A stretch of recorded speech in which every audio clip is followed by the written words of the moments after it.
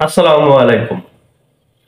আমাদের বাংলাদেশের সাবেক প্রধানমন্ত্রী শেখ হাসিনা, ওনাকে নিয়ে চর্চার যেন কোনো কমতি নেই।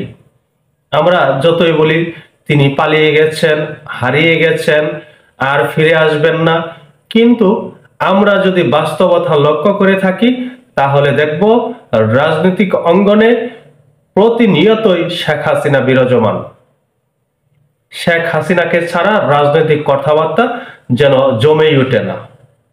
সাবেক প্রধানমন্ত্রী শেখ হাসিনা বাংলাদেশের বর্তমান পরিস্থিতি নিয়ে একটি বিবৃতি দিয়েছেন। এটি নিয়েও বিভিন্ন মহলে অনেক গুঞ্জন রয়েছে। বিএনপির পক্ষ থেকে বলেছেন যে এটি কুমিরের কান্না, কেউ এটিকে ভ্রান্ত ভণ্ডামি বলে উড়িয়ে দিচ্ছেন। আসলে কি শেখ হাসিনা বর্তমান বাংলাদেশের পরিস্থিতি নিয়ে যে বিবৃতিটি দিয়েছেন সেটি হাস্যকর, কুমিরের কান্না, ভণ্ডামি? আপনার কাছে কি মনে হয়? কিন্তু সাবেক প্রধানমন্ত্রী শেখ হাসিনার যে বিবৃতিটি, সেখানে অনেক কিছু লুকায়িত আছে। এটি নিয়ে অনেক আলোচনা করার আছে, বিস্তর আলোচনা হতে পারে। তিনি তার বিবৃতিতে সারসংক্ষেপ উল্লেখ করেছেন, কিন্তু এটার বিস্তরতা আরো বহুদূর। কারণ আমরা জানি শেখ হাসিনা রাজনৈতিক মাঠে একজন চৌকুশ সৈনিক। তার প্রত্যেকটি কথাতে রহস্য এবং উদ্দেশ্য থাকে। এটি শুধু শেখ হাসিনা নয়, যারা বড় বড় রাজনীতিবিদ রয়েছেন তাদের মধ্যেও আমি এই জিনিসটি লক্ষ্য করেছি। তাদের প্রত্যেকটি কথার পিছনে কোনো না কোনো কারণ লুকায়িত থাকে। শেখ হাসিনার বাংলাদেশের সাম্প্রতিক সময় নিয়ে বিবৃতিতে ঠিক ওই রকম কিছু জিনিস রয়েছে, কিছু মেসেজ রয়েছে, কিছু কৌশল রয়েছে। তিনি বিবৃতিতে কি বলছেন? চট্টগ্রামে একজন আইনজীবীকে হত্যা করা হয়েছে, এই হত্যার তীব্র প্রতিবাদ জানাচ্ছি। এই হত্যাকাণ্ডের সঙ্গে যারা জড়িত তাদেরকে খুঁজে বের করে দ্রুত শাস্তি দিতে হবে। এই ঘটনার মধ্য দিয়ে চরমভাবে মানবাধিকার লঙ্ঘিত হয়েছে। একজন আইনজীবী তার পেশাগত দায়িত্ব পালন করতে গিয়েছিলেন, আর তাকে এভাবে যারা পিটিয়ে হত্যা করেছে তারা সন্ত্রাসী। তারা যেই হোক না কেন শাস্তি তাদের পেতেই হবে। আমাদের অনেকের মনে ধারণা ছিল যে শেখ হাসিনা পরিপূর্ণভাবে এই বর্তমান ইস্কন নিয়ে যে অপ্রীতিকর ঘটনাগুলো ঘটছে সেখানে ইস্কনের পক্ষ নেবেন এবং হিন্দুদের পক্ষ নেবেন। কিন্তু এখানে তিনি কি বলছেন? যে আইনজীবীকে পিটিয়ে হত্যা করা হয়েছে তার প্রতিবাদ জানাচ্ছি এবং তাদের বিচার নিশ্চিত করতে হবে।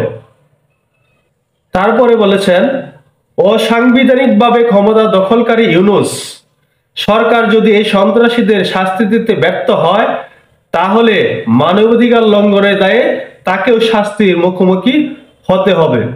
এখানে অন্তর্বর্তী সরকারের প্রধান উপদেষ্টা ডক্টর মোহাম্মদ ইউনূসকে তিনি একটি মেসেজ দিয়েছেন। দেশবাসীর প্রতি আমি আহ্বান জানাচ্ছি, এই ধরনের সন্ত্রাস ও জঙ্গিবাদের বিরুদ্ধে সবাই ঐক্যভাবে রুখে দাঁড়ান। সাধারণ মানুষের জানমালের নিরাপত্তা নিশ্চিত করা জরুরি। বর্তমান ক্ষমতা দখলকারীরা সর্বক্ষেত্রে ব্যর্থতার পরিচয় দিয়ে চলেছে।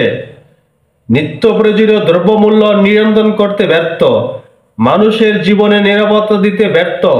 সাধারণ মানুষের উপরে প্রত্যক্ষ ও পরোক্ষভাবে এইসব নির্যাতনের তীব্র নিন্দা জানাই।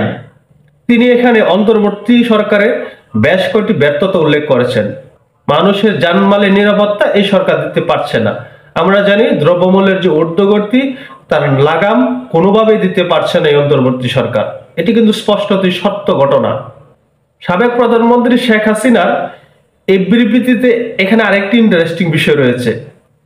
সনাতন ধর্মাবলম্বী সম্প্রদায়ের একজন শীর্ষ নেতাকে অন্যায়ভাবে গ্রেপ্তার করা হয়েছে, অতিবিলম্বে তাকে মুক্তি দিতে হবে। চট্টগ্রামে মন্দির পুড়িয়ে দেওয়া হয়েছে। ইতিপূর্বে মসজিদ, মাজার, গির্জা, মঠ এবং আহমদীয় সম্প্রদায়ের ঘরবাড়ি আক্রমণ করে ভাঙচুর ও লুটপাট করে আগুনে পুড়িয়ে দেওয়া হয়েছে। সকল সম্প্রদায়ের মানুষের ধর্মীয় স্বাধীনতা ও জানমালের নিরাপত্তা নিশ্চিত করতে হবে। এখানে তিনি উল্লেখ করেছেন মসজিদ, গির্জা, মাজার ভাঙচুর করা হয়েছে। এটি কিন্তু সত্য ঘটনা। আমাদের বাংলাদেশে আমরা লক্ষ্য করেছি যে ঘোষণা দিয়ে মাজার ভাঙচুর করা হয়েছে এবং কিছু কিছু জায়গায় হিন্দু সম্প্রদায়ের উপরেও নির্যাতন হয়েছে। আওয়ামী লীগের অগণিত নেতাকর্মী, ছাত্র জনতা ও আইন শৃঙ্খলা বাহিনীর সদস্যদের হত্যা করার পরে চলছে হামলা, মামলা ও গ্রেপ্তারের মাধ্যমে হয়রানি। আমি এইসব নৈরাজ্যবাদী ক্রিয়াকলাপের তীব্র নিন্দা ও প্রতিবাদ জানাচ্ছি।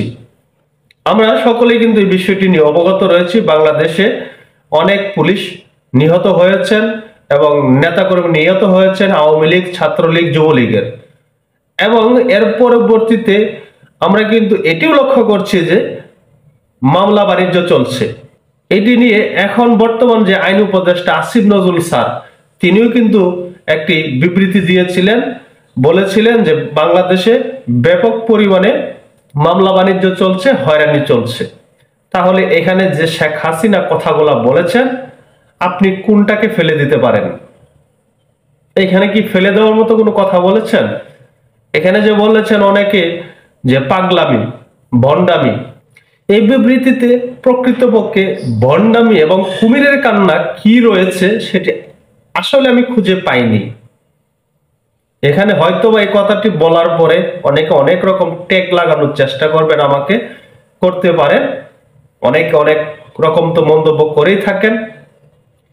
এখনকার ঘটনা হলো, যদি আওয়ামী লীগের পক্ষ থেকে কোনো ভালো মেসেজ আসে বা আওয়ামী লীগ কোনো একটি কাজ ভালো করেছে সেটি নিয়ে মন্তব্য করা যায়, অথবা বর্তমান যে অন্তর্বর্তী সরকার রয়েছে তাকে নিয়ে সমালোচনা করা যায়, তাহলে তাকে একটি ট্যাগ লাগিয়ে দেওয়া হয় যে আওয়ামী লীগের দোসর, আওয়ামী লীগের দালাল।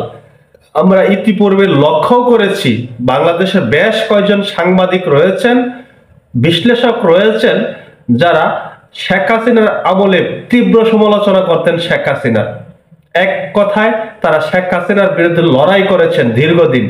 তাদেরকেও এখন অনেকে আওয়ামী লীগের দোসর, দালাল বলে আখ্যায়িত করেন।